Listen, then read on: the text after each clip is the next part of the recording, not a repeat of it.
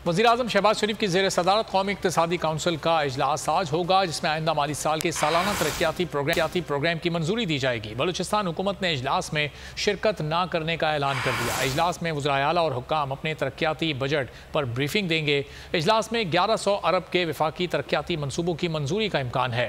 उधर वज़ीर आला बलूचिस्तान मीर अब्दुल कुद्दूस बज़ंजो ने कहा है कि उन समेत सूबे का कोई मेंबर कौमी इक़्तिसादी काउंसिल के इजलास में शिरकत नहीं करेगा।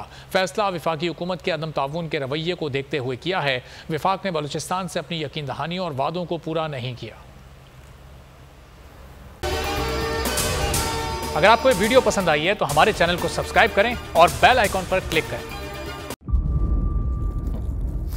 इंतजार था ना, चलो इस बार वो करते हैं जो इससे पहले किया ही नहीं।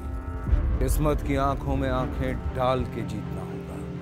सब में है शेर जैसी राह, जर्रा जर्रा भी हर कंटेस्टेंट को लगेगा पहाड़।